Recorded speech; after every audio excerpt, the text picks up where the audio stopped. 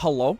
Jukem here with another video that's a bit different. I've talked extensively about Empoleon, both for tech and in general, but not so much for my tried and true Sceptile. More videos on tech for both my characters should assist aspiring ninja lizards and 8-button mashers, though I got nothing for Sceptile yet, so this video in particular is a guide detailing the character-specific combos and situations Sceptile players will want to know to be as optimal as possible, or at least not make mistakes that can cause one to drop said combos and lose the entire match. Character-specific combos can seem scary to newcomers, but once you remember that it generally depends on character height and if a character is scrawny or thick, it gets a lot easier. To start off, Leaf Blade is the funny button, but you can only combo off of it if the opponent's in the corner. Taller characters are able to get hit by an up-angled JY, leading to low PSP combo resets that apply defense debuffs or just deal big boy damage for a big boy like Sceptile. However, an upward angled JY does whiff on smaller characters. 5x into upward JY works, but the combo route is very much the same no matter what. Resets may not be worth it since phase shift points are way too high at this point, but it's still decent damage with a debuff. Lucario is an enigma and is inconsistent with these situations working on taller or shorter characters, so that's fun. The dumb Aura Dog won't get hit in this situation, but for the rest of the video you'll probably just see it work or fail from footage shown. Also, the charged second hit of 5YY has similar faults with upward JY at the wall. Funnily, this actually leads to a new optimal on smaller characters, stronger than the usual combos on taller ones. Those characters will fall out before Sceptile's 2Y lands here.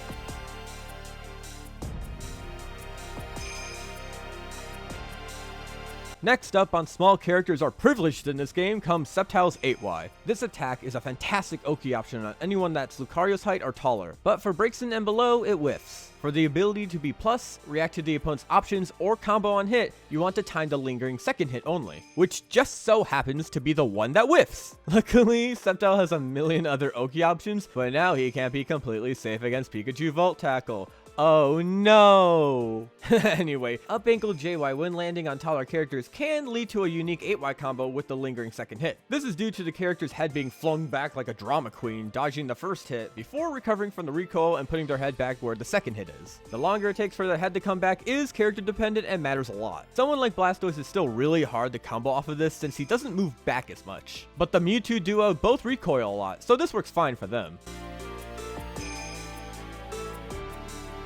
And then, of course, small fighters just dodge the upward angle JY altogether. Also, the dumb dog is inconsistent, with the most stable way this works is if he's in his idle animation, all because he looks up and down to look at Sceptile's location. This is not something I had in mind when dealing with this matchup. Well, going back to JY, during bread and butter combos, performing upward JY ensures only one hit connects, as opposed to the other angles. This means less scaling, dealing more damage in the long run. Smaller characters of course need the lower angle JY still, so this situation will never happen with them. But it's also good to keep in mind other scaling factors for the tall characters. If scaling is maxed out from rage, stat modifiers, or certain starters, doing upward JYs leads to less damage overall, since the whole point of the upward one was to prevent scaling. You'd rather get 6 damage total on the opponent than just 2 damage.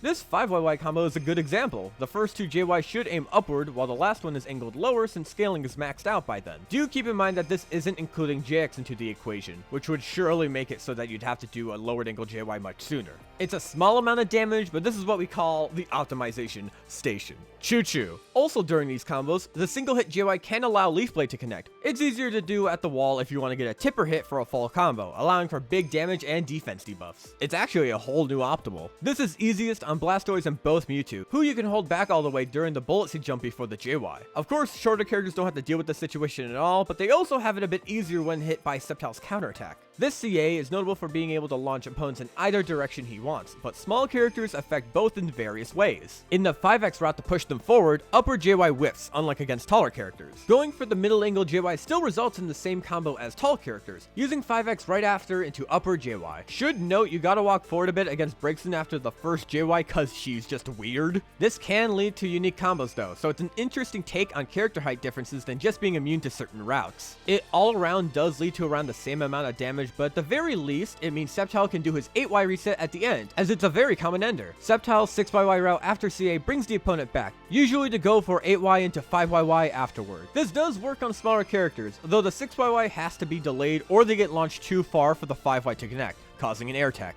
If the counterattack hits from far away though, then the combo works just fine since they're closer after the 6YY.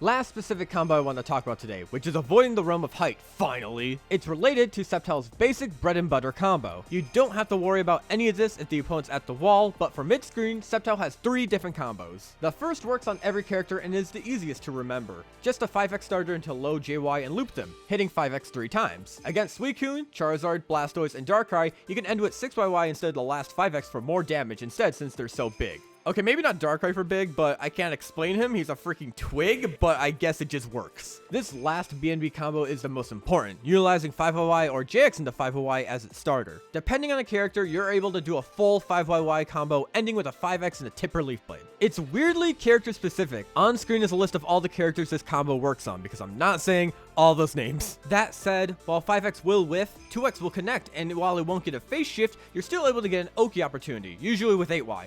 Unless you're fighting a smaller character, in which case, do something else, I guess. It's too slow to do Bullet Seed, but you can't do 8Y. Why are you like this, short characters?